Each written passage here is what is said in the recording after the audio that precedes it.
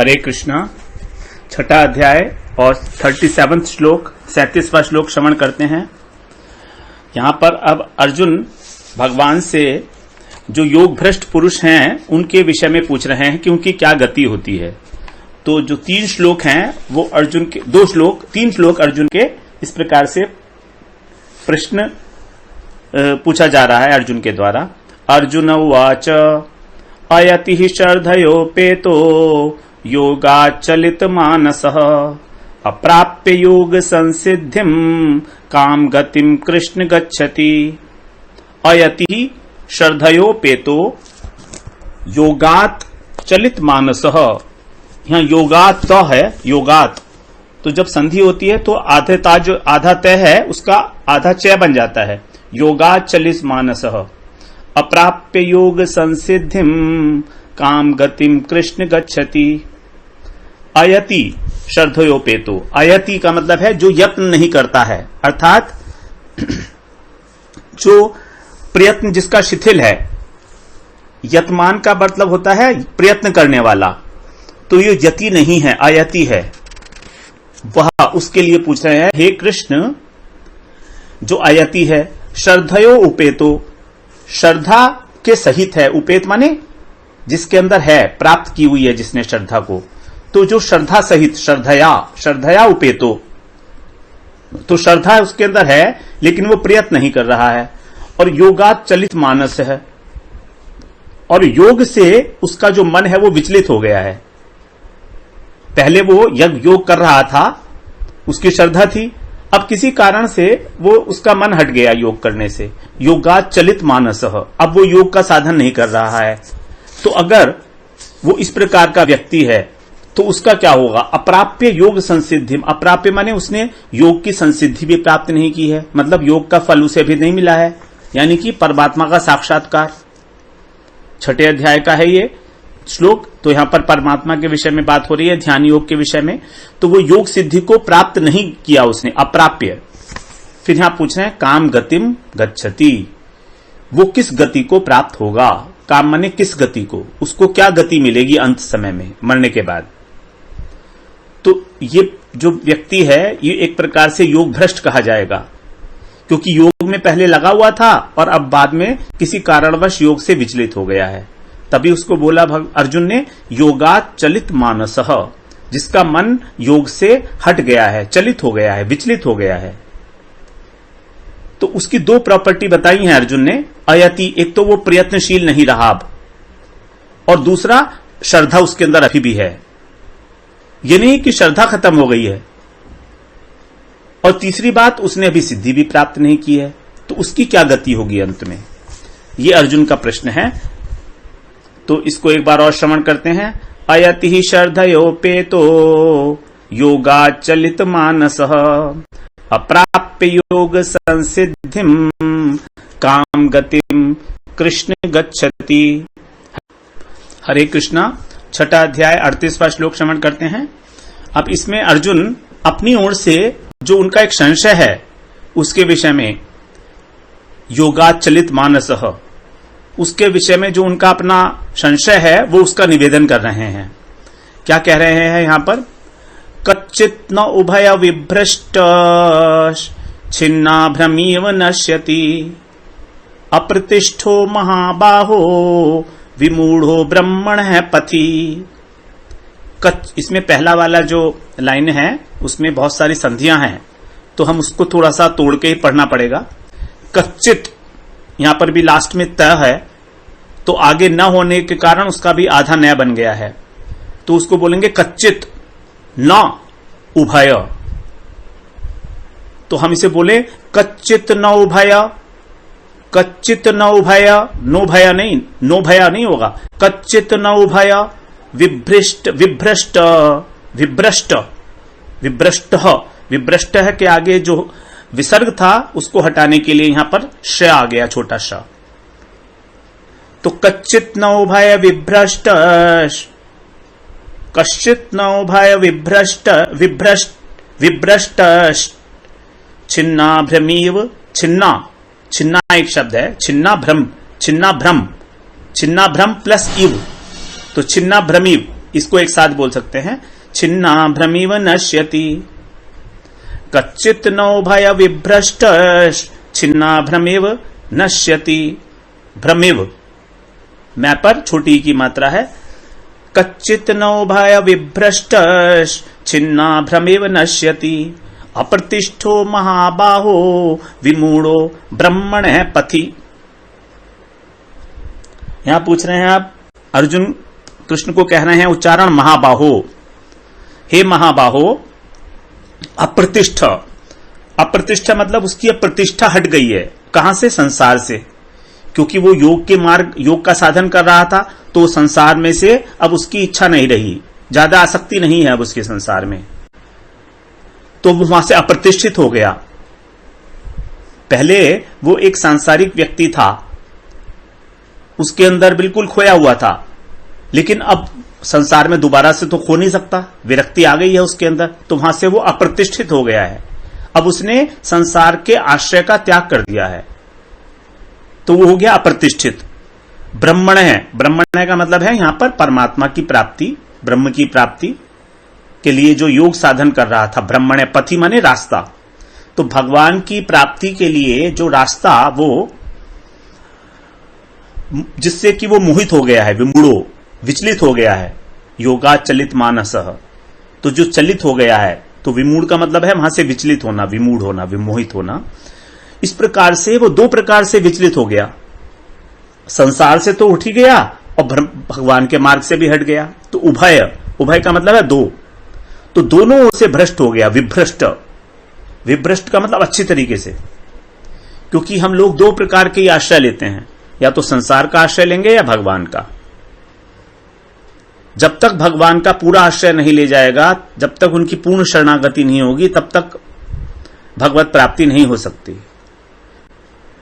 तो या तो संसार का आश्रय लिए रहे और या भगवान का, लेकिन वो तो अब दोनों का ही आश्रय छोड़ दिया, क्योंकि उसकी भगवान की ओर चलने की इच्छा तो हो रही है, लेकिन किसी कारणवश नहीं चल पा रहा, मन भटक गया बीच में, तो वे विभ्रष्ट हो गया दोनों ओर से। कच्चित, कच्चित माने क्या? वो छिन्ना भ्रम, छिन्ना भ्रम का मतलब बादल, अभ्रम, अभ्रम होता है बादल, छिन्न माने जो टुकड़े टुकड़े हो जाते हैं, छिन्न भिन्न हो जाते हैं, क्योंकि बादल जब एक बार जा रहे हैं कहीं तो हवा आती है, तो हमने देखा है वो अलग अलग हो जाते हैं, टुकड़े टुकड़े उसके कई सारे पीसेस बन जाते हैं, छिन्न भिन्न बोलते हैं उसको। तो छिन्ना भ्रमी, वो बादलों की तरह, इव माने तरह, न नश्यति, नष्ट तो नहीं हो जाता, ये उनका संशय है।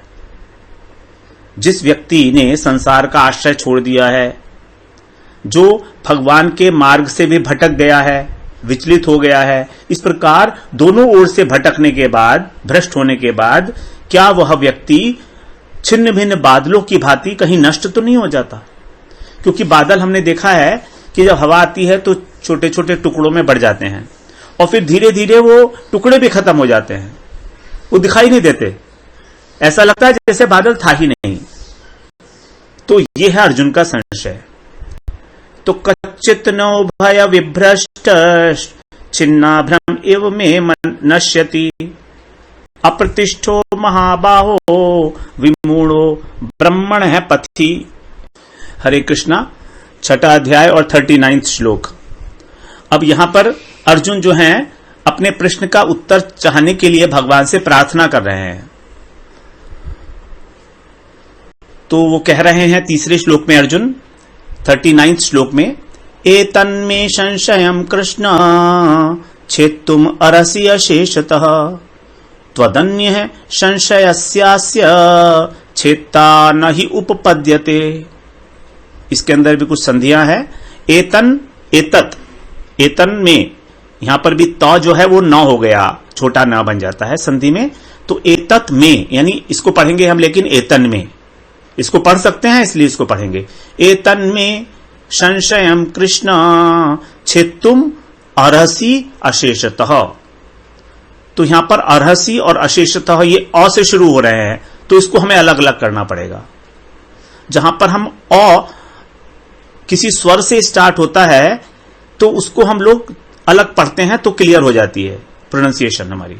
तो छेत्तुम अर्हसि अशेषतः, त्वदन्यः, त्वदन्य में भी संधि विच्छेद है।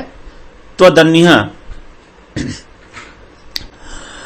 संशयस्यास्य छेत्ता न ही उपपद्यते, यहां पर भी संधि ही और प्लस उपपद्यते, ह्युपपद्यते है, वैसे ह्युपपद्यते ह्युप, लेकिन अब ह्युप एक साथ नहीं पढ़ेंगे, हम पढ़ेंगे ही प्लस उपपद्यते, छेत्ता न ही उपपद्यते।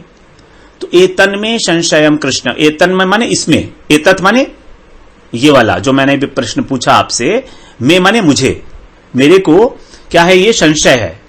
हे कृष्ण, मेरे इस संशय का छेत्तुम माने निवारण करना, छेदन करना, खत्म करना, इसको छेदन करने में अर्हसी, अर्हसी माने योग्य हैं, अशेषतः माने अच्छी प्रकार से, अरस और तुम ही इसके योग्य हो। हे कृष्ण, मेरे इस संशय को छेदन करने में तुम ही केवल एकमात्र आप ही इसका छेदन कर सकते हैं, इसका नाश कर सकते हैं। त्वदन्य है माने तुम्हारे अलावा, संशयस्य अस्य, इस संशय को, अस्य माने इस, संशयस्य माने संशय का, संशय का, इस संशय का छेदन, छेता माने छेदन करने वाला, न माने नहीं, ही माने क्योंकि कोई नहीं हो सकता, उपपद्यते मैं किसी को नहीं देखता हूं, कोई मुझे प्राप्त नहीं है इस प्रकार का व्यक्ति, तो क्योंकि आप ही केवल इसका संशय कर सकते हो। तो यहां पर अर्जुन कृष्ण के प्रति अपनी निष्ठा, जो गुरु निष्ठा है, वो दिखा रहे हैं। हमें भी गुरु से ही अपने प्रश्न के उत्तर पूछने चाहिए और उन्हीं से अपने संशय निवारण कराने चाहिए, पूरे विश्वास और पूर्ण श्रद्धा के साथ कि केवल गुरु ही हमारे संशयों का निवारण कर सकते हैं, क्योंकि गुरु को हमारे सब शास्त्रों का अनुभव है, इसीलिए वो शास्त्रविद हैं, वही उसका जो है शास्त्र सम्मत उत्तर दे पाएंगे। तो यहां पर कह रहे हैं, एतन में संशयम कृष्ण छेत्तुम अर्हसि अशेषतः, त्वदन्यः संशयस्यास्य छेत्ता न हि उपपद्यते। हरे कृष्ण। हरे कृष्ण। छठा अध्याय 40वां श्लोक अब श्रवण करते हैं। अब आगे भगवान अंत तक अर्जुन की बात का जवाब दे रहे हैं, उत्तर दे रहे हैं। श्री भगवान उवाच पार्थ नैव नामुत्र विनाशस्तस्य विद्यते, नहि कल्याण कृत कश्चित् दुर्गतिम तात गच्छति। पार्थ न एव इह, न प्लस एव प्लस इह, न प्लस अमुत्र, नामुत्र, विनाशस्तस्य विद्यते, नहीं कल्याण कृत, इसको एक साथ पढ़ेंगे, नहीं कल्याण कृत कश्चित्, नहीं कल्याण कृत कश्चित् दुर्गतिम तात गच्छति। यहां पर कृष्ण अर्जुन को तात कह के संबोधन कह रहे हैं और पार्थ भी कह रहे हैं। दो संबोधन भगवान ने यहां पर दिए हैं। भगवान इसका मतलब ये कहना चाह रहे हैं कि जो मेरी बात है ये बहुत ध्यानपूर्वक सुनो। एक ही लाइन, एक ही श्लोक में दो बार संबोधन करना ये बता रहा है कि कितनी इंपॉर्टेंट बात है ये। हे पार्थ, न एव इह, न माने नहीं, एव माने ही, इह माने इस लोक में, न अमूत्र, नहीं अमूत्र माने परलोक में मरने के बाद, तो ना तो इस लोक में अर्थात जब वो जीवित है और न ही परलोक में। हे पार्थ, न ही इस लोक में और न ही परलोक में विनाशस तस्य विद्यते, तस्य माने उसका, विनाश, उसका विनाश, विद्यते माने होना, नहीं होता। जो व्यक्ति इस प्रकार से योग भ्रष्ट हो गया है उसका ना तो इस लोक में विनाश होता है और ना परलोक में, क्योंकि उसने भगवत प्राप्ति के लिए प्रयास किया है। भगवान ने पहले बताया ही है कि जो भी इसके लिए थोड़ा सा भी प्रयास करता है उस प्रयास का कभी भी नाश नहीं होता, आरंभ मात्र का भी, और वो त्रायते महतो भयात, बहुत बड़े भय से उसकी रक्षा हो जाती है, मृत्यु रूपी भय से। तो इस प्रकार से भगवत प्राप्ति के लिए जो हमारा थोड़ा सा भी प्रयास है उसका भी कभी नाश नहीं होगा, चाहे हम कितने ही जन्म लेते चले जाएं। तो भगवान का आश्वासन है ये, न एव इह नामुत्र विनाशस्तस्य विद्यते। अब भगवान तात शब्द कह रहे हैं। तात शब्द जो है बड़ा प्रेम भरा संबोधन है अर्जुन के लिए। हे प्यारे, हे मेरे प्रिय अर्जुन, नहीं कल्याणकृत कश्चित। कल्याणकृत माने अपने कल्याण के लिए जो काम किया जाता है, जो कार्य करता है अपने कल्याण के लिए, उसको कहा है कल्याणकृत। कश्चित माने कभी भी, कोई भी मनुष्य, चाहे कोई भी हो, किसी भी वर्णाश्रम का हो, उसका दुर्गतिम तात गच्छति, उसकी कभी भी दुर्गति नहीं होती। न ही माने क्योंकि, रीजन भी बता रहे हैं भगवान।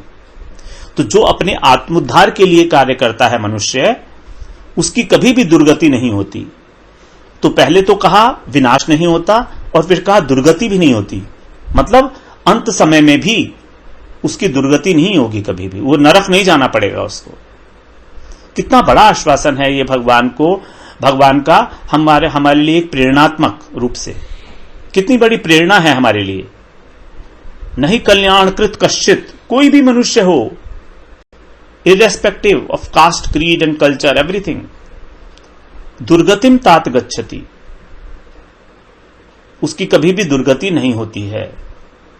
तो पार्थ नैव नामुत्र, पार्थ नैविह, ऐसे बोल सकते ना, पार्थ नैविह नामुत्र विनाशस्तस्य विद्यते।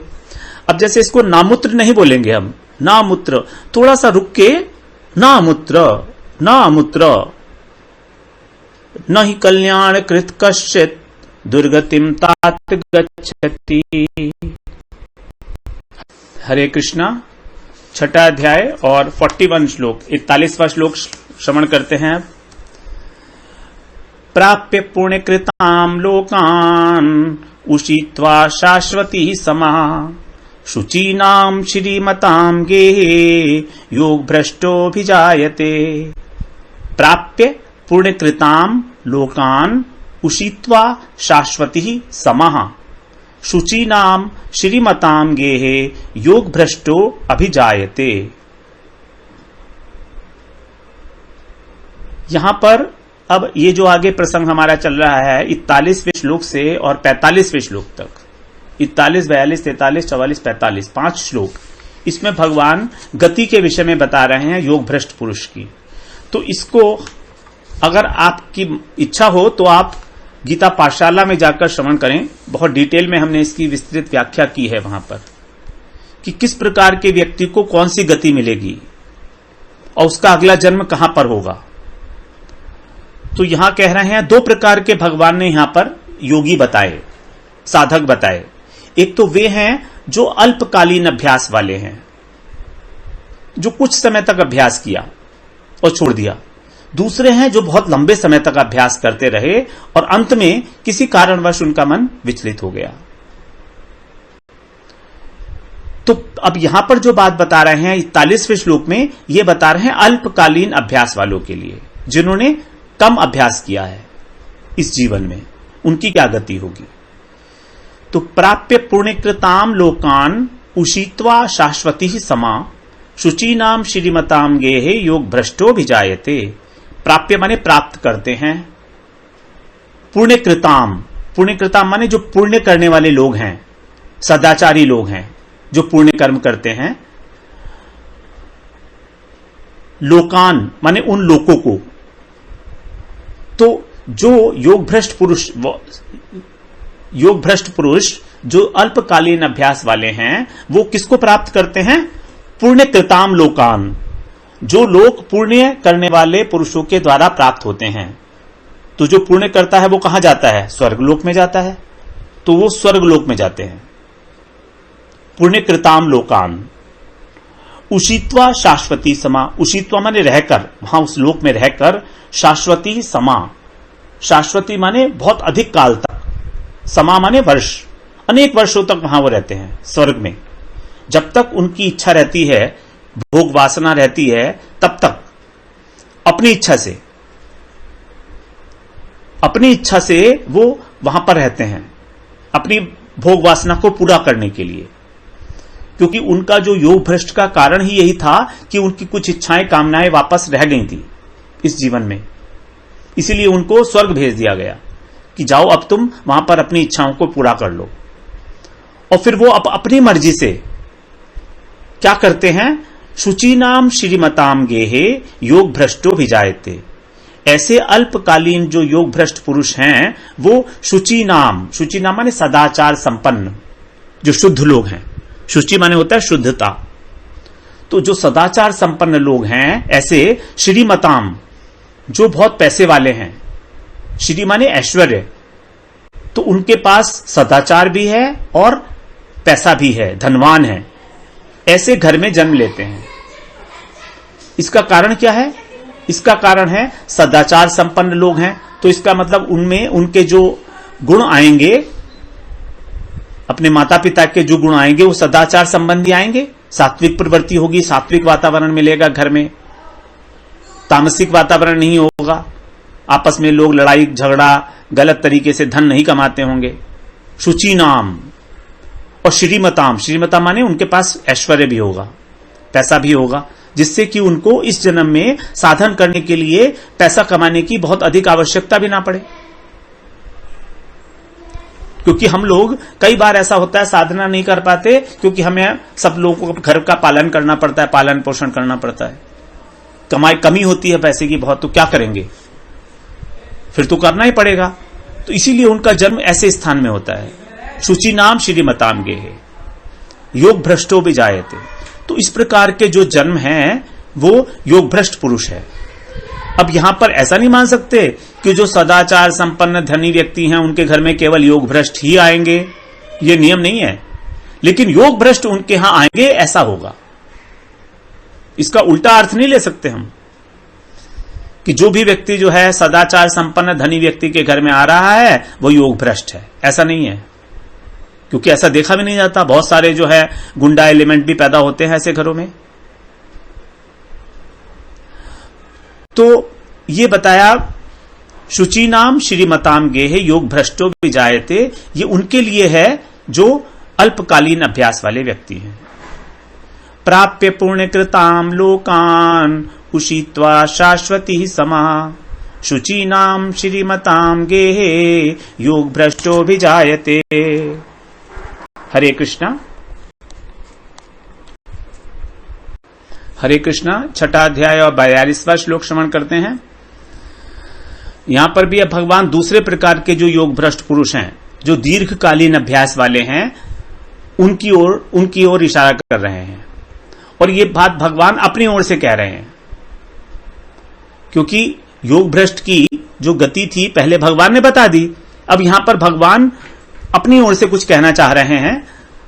तो वो ये कह रहे हैं भगवान, अथवा योगिनामेव कुले भवति धीमताम एतद्धि दुर्लभतरम लोके जन्म यदीदृशम। अथवा योगिनाम एव, योगिनाम प्लस एव, अथवा योगिनामेव कुले भवति धीमताम एतद्धि दुर्लभतरम लोके जन्म यदीदृशम। अब यहां पर कह रहे हैं अथवा, अथवा का मतलब है जो दीर्घकालीन अभ्यास करके वैराग्य को प्राप्त हो गए हैं। क्योंकि यदि उन्होंने दीर्घ काल तक अभ्यास किया है तो इसका मतलब अब उनकी संसार में ज्यादा आसक्ति नहीं है, तो उनको स्वर्ग में नहीं जाना पड़ेगा। क्योंकि अगर वो स्वर्ग गए भी तो उनके लिए वहां पर हेडेक होगा, क्योंकि उनकी तो कोई भोग वासना रही नहीं है शेष। लेकिन अंत समय में कोई भी कारण हो सकता है, किसी के प्रति ममता हो गई, आसक्ति हो गई, तो वो उसमें फंस सकते हैं। तो इसीलिए उनके लिए कहा कि अथवा ऐसे लोग क्या करते हैं जो दीर्घकालीन अभ्यास वाले हैं, योगिनाम एव, योगिनाम माने योगियों के घर ही, कुले माने उनके कुल में, जो योगी के कुल है उसके अंदर धीमताम का मतलब जो बुद्धिमान लोग हैं, धी माने होती है बुद्धि, तो जो बुद्धिमान लोग हैं उनके ऐसे योगी जो हैं, ज्ञानवान योगी, उनके कुल में जन्म लेते हैं। भवती माने जन्म लेना,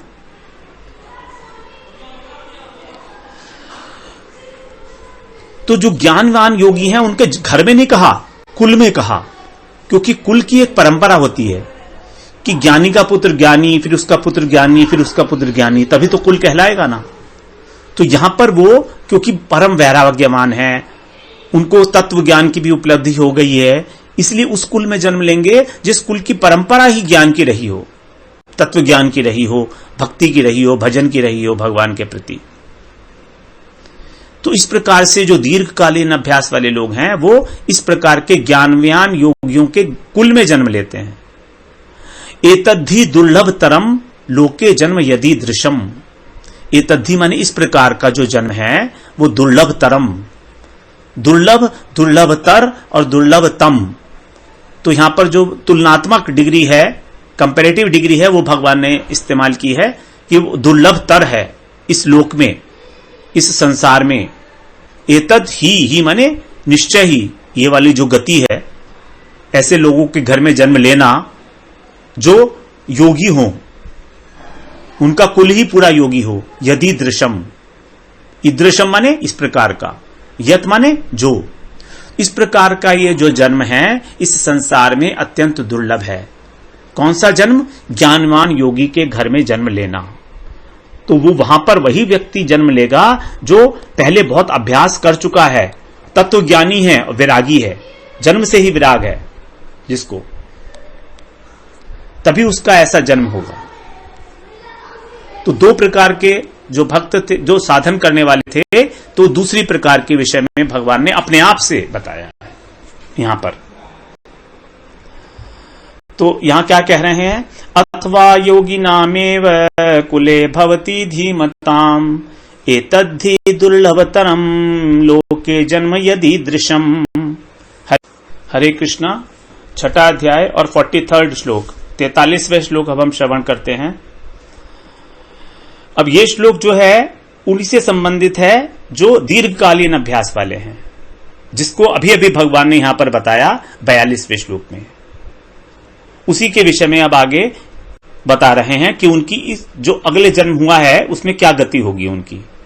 तो कह रहे हैं तत्र तम बुद्धि संयोगम लभते पौर्व दैहिकम यत्ते च ततो भूय संसिद्धौ कुरु नंदना। अब यहां पर भगवान कह रहे हैं कि वो उनका जैसे मान लो आखिरी जन्म है, क्योंकि उनका ऑलरेडी पहले बहुत अधिक विरक्ति हो चुकी है, उनको दीर्घ काल तक वो अभ्यास कर चुके हैं। तो तत्र तम बुद्धि संयोगम, तत्र माने वहां, तम माने उनको, जो ऐसे दीर्घकालीन अभ्यास वाले योग भ्रष्ट पुरुष हैं, उनको वहां पर उनको पौर्व दैहिकम, पौर्व दैहिकम माने पुराने मनुष्य जन्म के जो साधन संपत्ति है, बुद्धि संयोगम, जो उन्होंने वहां पर साधना करके तत्व ज्ञान प्राप्त किया था, वो ज्ञान उनको लभते प्राप्त हो जाता है। हमको जो भी तत्व ज्ञान इस जीवन में प्राप्त हो गया वो अक्षुष्ण है, कभी जाएगा नहीं वो, ये बात बिल्कुल पक्की है। जितना हम तत्व ज्ञान हमें हो चुका है भगवान के बारे में, अपने बारे में, वो कभी आगे किसी भी जन्म तक नहीं जाएगा। चाहे हमारा बीच में कभी पतन भी हो जाए तो भी नहीं जाएगा। तत्र तम बुद्धि संयोगम लभते पौर्व दैहिकम, वो उनको अनायास प्राप्त हो जाता है। लभते पौर्व दैहिकम, उसके लिए यत्न नहीं करना पड़ता उनको। अब फिर क्या करेंगे? वो उस तत्व ज्ञान के साथ, उसी बुद्धि के साथ, यतते च ततो भूय, भूय माने दोबारा, अगेन, यतते माने यत्न करते हैं, वो योगाभ्यास करते हैं, साधना करते हैं अपनी, पुनः विशेषता के साथ। ततो माने उससे, किससे?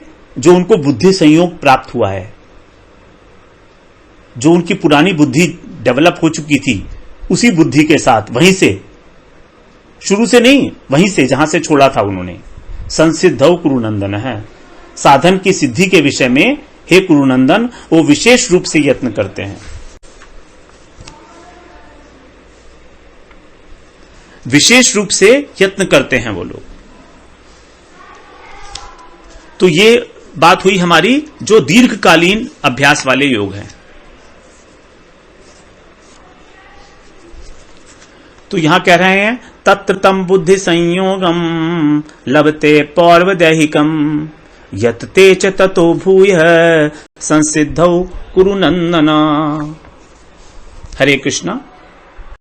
हरे कृष्णा। छठा अध्याय 44वां श्लोक श्रवण करते हैं।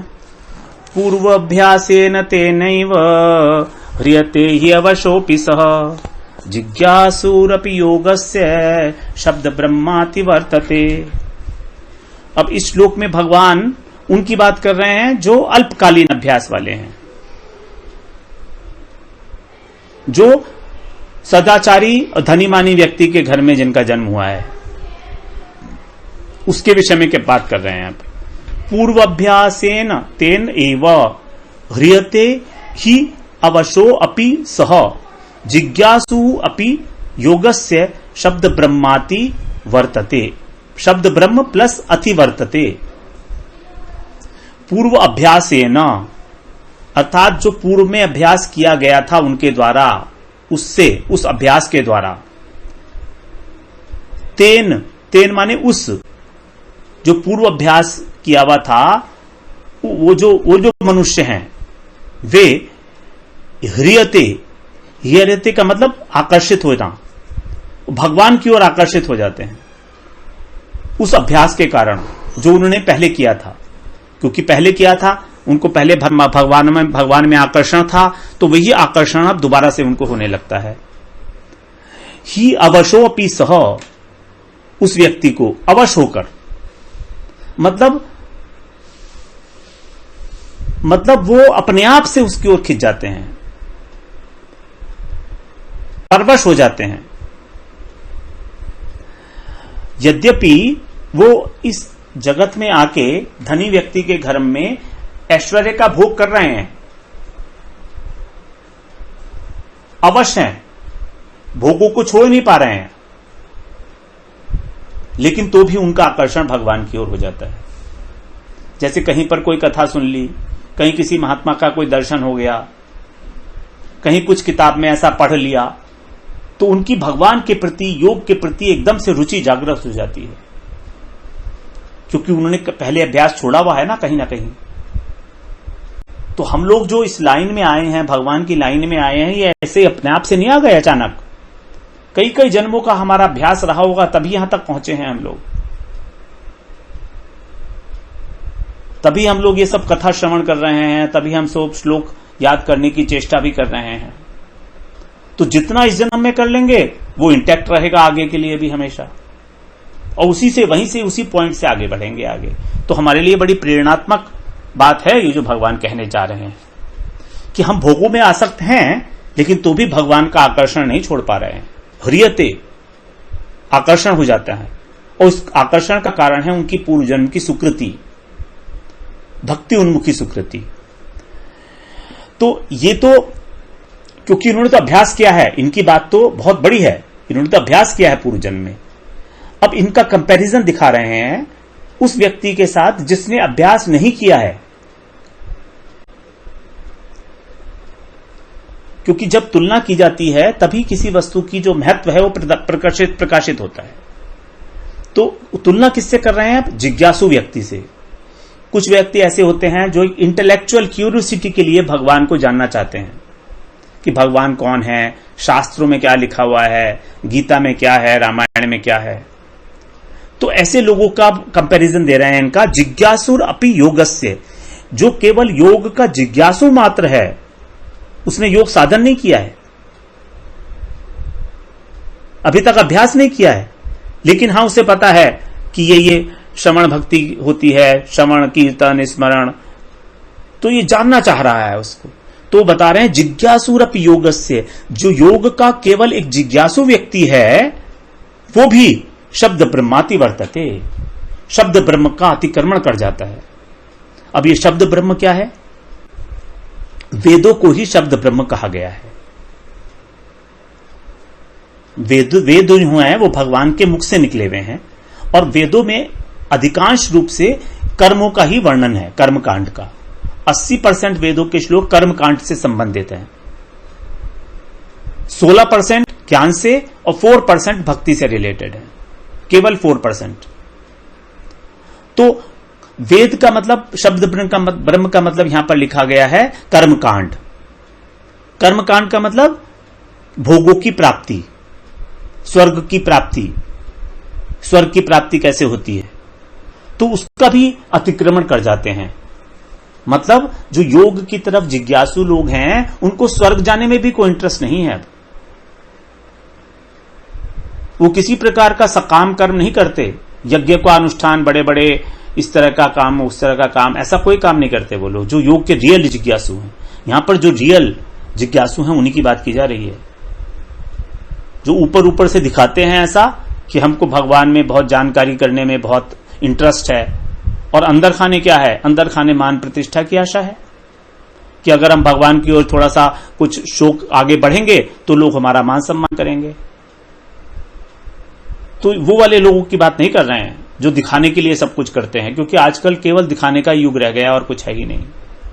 सबसे पहले मेरा फोटो आ जाए जहां पर मैं हूं। एक समय था जब महात्मा लोग अपना फोटो भी नहीं खिंचवाते थे। एक समय ऐसा भी था, और बहुत बहुत पुरानी बात नहीं है ये, कुछ वर्ष पुरानी बात है। तो जो योग के रियल सच्चे जिज्ञासु हैं, वो लोग भी कर्मकांड से ऊपर उठ जाते हैं। तो फिर इस व्यक्ति की तो बात ही क्या, इसने तो अभ्यास भी किया हुआ है, पूर्व अभ्यास है ना, इसको भगवान के प्रति आकर्षण होगा, इसमें कोई संदेह की बात ही नहीं रही। तो अब यहां पर अल्पकालीन अभ्यास के विषय में भगवान ने बताया उसकी क्या गति है, वो इस जन्म में आकर क्या करेगा। तो इसको एक बार श्रवण करते हैं फिर। पूर्व अभ्यासेन तेनैव ह्रियते हि अवशोऽपि सः जिज्ञासुरपि योगस्य शब्द ब्रह्माति वर्तते। हरे कृष्णा हरे कृष्णा। छठा अध्याय और 45वां श्लोक अब श्रवण करते हैं। अब ये जो श्लोक है ये उसी की ओर है जो श्रीमान के घर में जन्म लिया है, जो भगवान की ओर खिंच गया है, आकर्षित हो गया है। उसकी क्या दशा होती है वो यहां पर कंक्लूड कर रहे हैं आगे 45वें श्लोक में। प्रयत्नात् यत् मानस्तु योगी संशुद्ध किल्बिषः अनेक जन्म संसिद्ध ततो याति पराम गतिम।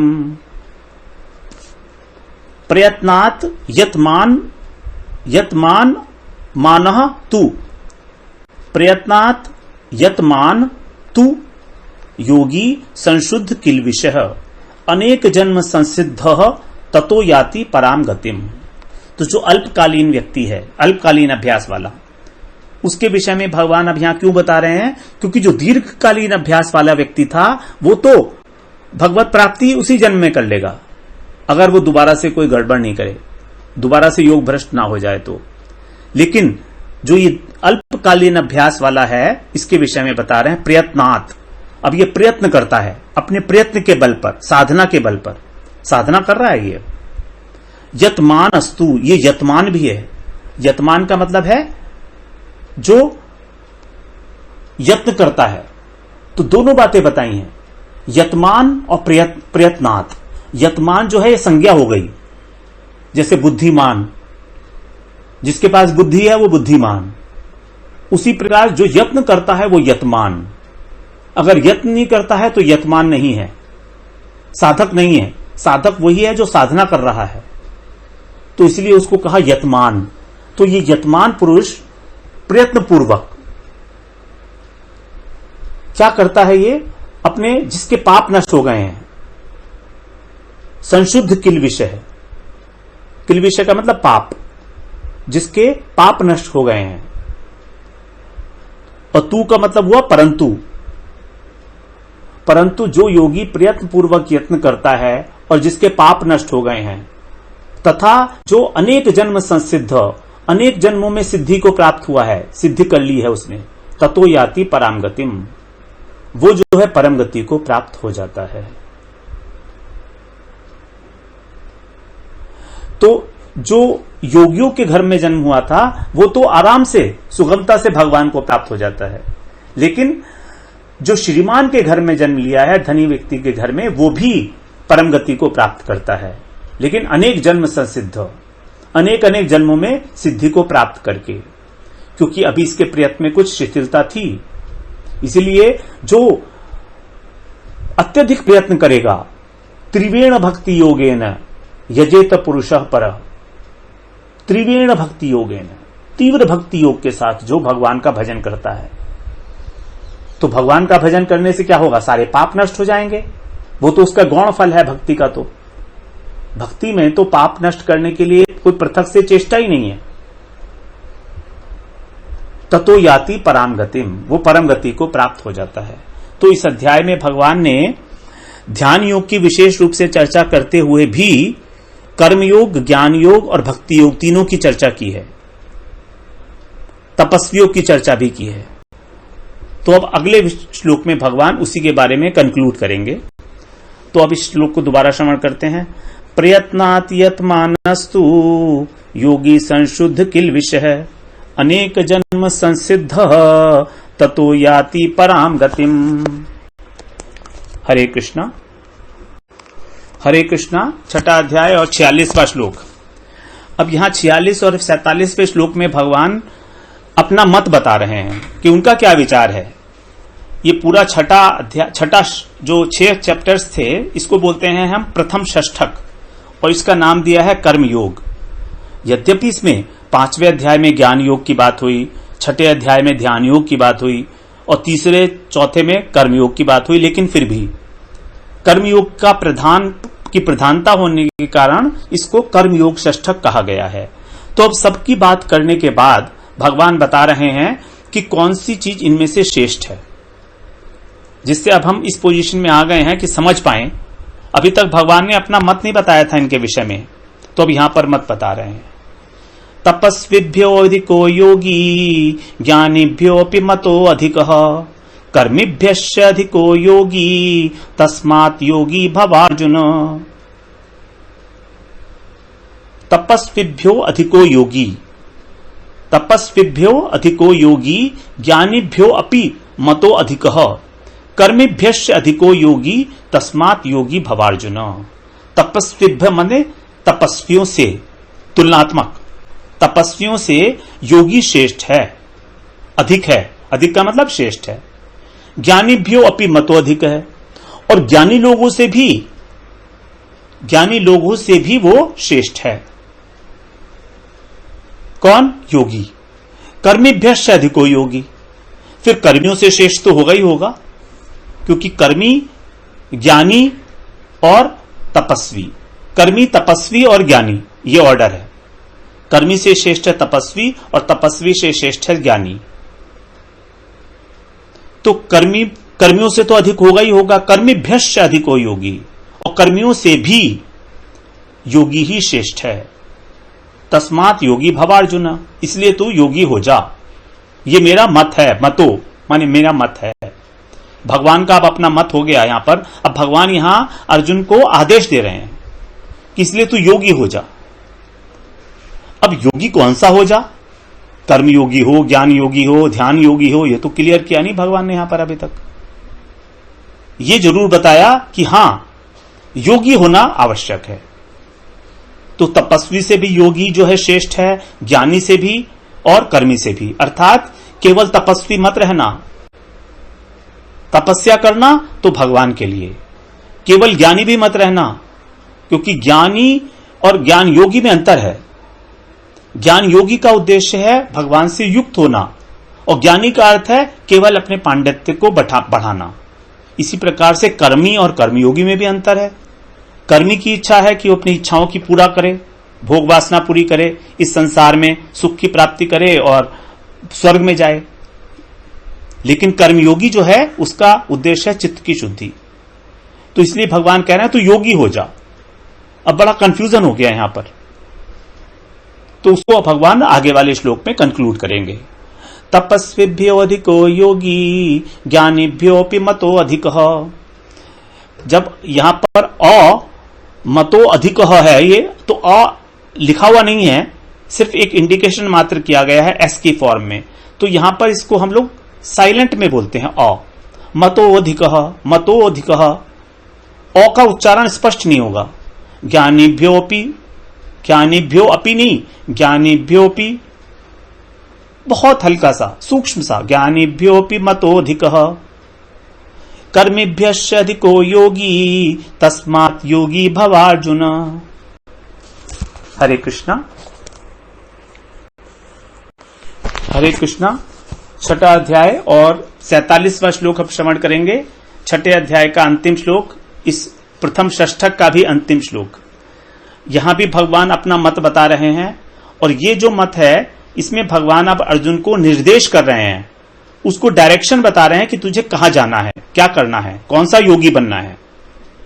तो पहला 46वां श्लोक आदेशात्मक था और ये निर्देशात्मक है।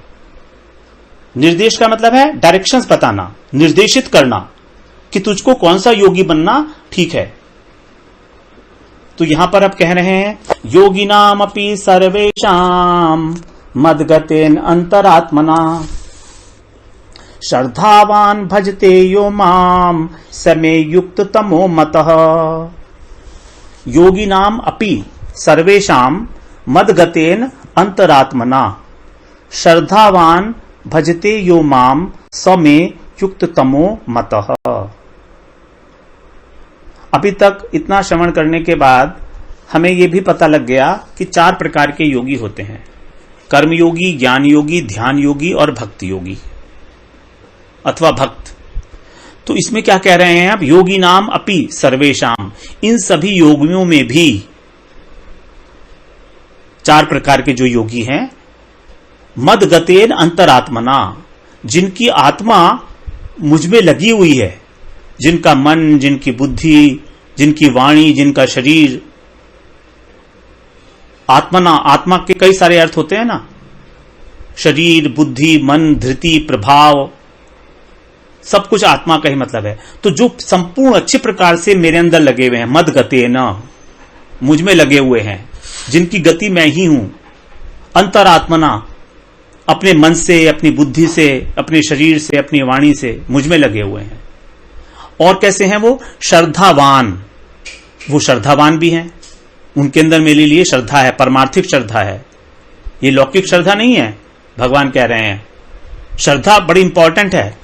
कौन सी श्रद्धा की बात की जा रही है यहां, जो परमार्थिक श्रद्धा है, निर्गुणी श्रद्धा है, भगवान के प्रति जो श्रद्धा है उसके बारे में भगवान कह रहे हैं। श्रद्धावान भजते यो माम, इस प्रकार से जो मेरा भजन करते हैं, यो माने जो, मां माने मेरा, भजते माने भजन करते हैं। स में युक्त तमो मतः, वे युक्त तम हैं, ऐसा मेरा मत है। मत बता रहे हैं भगवान। तो योगी जो है 3 प्रकार के, युक्त, युक्ततर और युक्ततम, सर्वश्रेष्ठ। तो योगी तो सब हैं, कर्मयोगी भी है, ज्ञान योगी भी है, ध्यान योगी भी है, लेकिन जो युक्ततम है, जो सर्वश्रेष्ठ हैं, वो भगवान ने डायरेक्ट नाम नहीं लिया, लेकिन ये बोल दिया जो मेरा भजन करते हैं। ना तो कर्मी भगवान का भजन करता है, ना ज्ञानी और ना ध्यानी। ये लोग तो सब अपने अपने अभ्यास के बल पर, साधन के बल पर भगवत प्राप्ति चाहते हैं। केवल भक्ति ही एकमात्र भगवान का भजन करता है। मदगतेन अंतरात्मना, सब कुछ भगवान को समर्पण करके। और जो श्रद्धावान है, तो वास्तव में जब श्रद्धा पूर्णता को प्राप्त हो गई है, जैसे धनवान होता है वो जिसके पास धन बहुत हो चुका है, उसी प्रकार श्रद्धावान वो जो पूर्ण श्रद्धा को प्राप्त है, कोई डाउट नहीं है। ऐसा जो व्यक्ति, वो कौन हो सकता है, भगवान का अनन्य भक्त। तो भगवान का अनन्य भक्त है वही बन जा, ये निर्देश है अर्जुन को। ये नहीं कहा भगवान ने कि तू भक्त बन जा, वो तो आगे कहेंगे भक्ति योग में, मनमना भव मद भक्तो, लेकिन यहां पर नहीं कहा भगवान ने। लेकिन इस श्लोक से ही हमारे अगले षष्ठक की भूमिका तैयार हो गई। 7वें अध्याय से 12वें अध्याय तक भक्ति योग का प्रकरण है, उसका नाम भी है भक्ति योग षष्ठक। तो उसकी भूमिका जो है भगवान ने यहां पर तैयार कर दी छठे अध्याय के अंत में। यह भगवान की विशेषता है कि प्रत्येक श्लोक के अंत में अगले श्लोक की रूपरेखा तैयार कर देते हैं। अगले अध्याय की रूपरेखा, भूमिका तैयार कर देते हैं। तो इसलिए ये श्लोक बहुत बहुत बहुत इंपॉर्टेंट है हमारे लिए। योगिनाम अपि सर्वेषां मद्गतेन अंतरात्मना श्रद्धावान भजते यो माम समे युक्त तमो मतः। हरे कृष्णा।